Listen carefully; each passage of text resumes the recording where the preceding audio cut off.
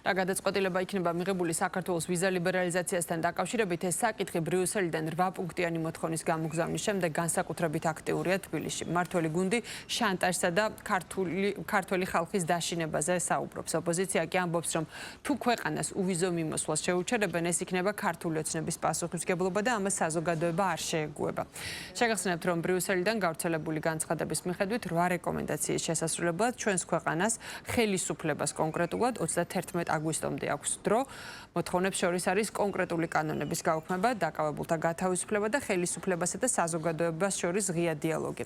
მათი შესრულება უვიზო რეჟიმის შენარჩუნების წინაპირობად არის დასახელებული. ქართულმა ოცნებამ რამდენიმე დღის წინ პოლიცსაბჭოს ვრცელი განცხადებით უპასუხა ამ მოთხოვნას.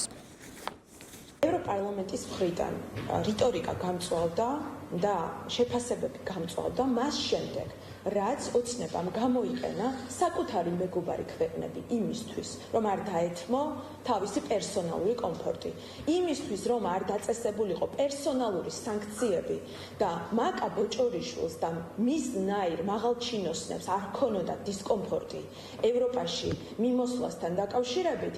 ამის გამო გამწვავდა ევროპარლამენტიდან რიტორიკა და შეფასებები და ამის გამო კარგავთ დღესდღეობით ჩვენ ქვეყნისთვის უდიდეს მონაპოვარს, რაც არის ვიზა ლიბერალიზაცია. ანუ ქართველი ხალხი ისჯება იმის გამო, რომ ყავს ეგრეთ წოდებული უსუსური მთავრობა. უდიდესი უმრავლესობა არის ჩვენი ქვეყნის ევროპულ და ევროატლანტიკურ სტრუქტურებში ინტეგრაციის მომხრე. ამას ადასტურებს განწყობები, 10 წლების განმავლობაში ჩატარებული განწყობები, რეფერენდუმების შედეგები, საერთო სახალხო გამოკითხვების შედეგები. გარდა ამისა, ჩვენს ქვეყნის 20% არის ოკუპირებული რუსეთის მიერ.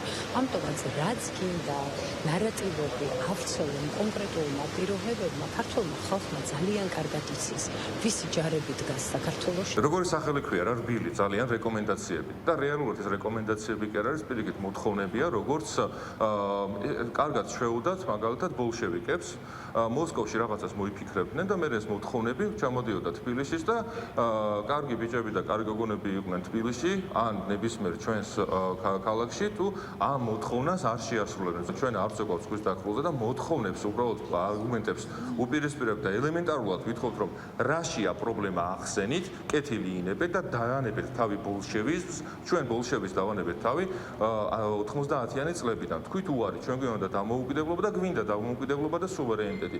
დრო გავა, უფრო მეტი ქვეყანა გამოფხიზლდება, მოდი ესე ვთქვათ, და მოქალაქეები ამ ქვეყნების უკვე ფხიზლდებიან, ეს წინა არჩევნებმაც აჩვენა, რაც ევროკავშირში ჩატარდა და რა თქმა უნდა, საღიაზრიც არსებობს რიგ ქვეყნებში, რიგ ლიდერებში, რიგ ევრობიუროკრატებში და ასე შემდეგ და რა თქმა უნდა, კიდევ ერთხელ გავიმეორებ იმას, რომ ვინაიდან არანაირი კავშირი არ არსებობს, ამ შემთხვევაში მე გულისხმობ სამართლებრივ კავშირს, სამართლებრივ საფუძველს, ვიზა ლიბერალიზაციასა და ამ ორ კანონს შორის ნაკლებად სავარაუდოა, რომ ეს აღსრულებაში მოიყვანონ.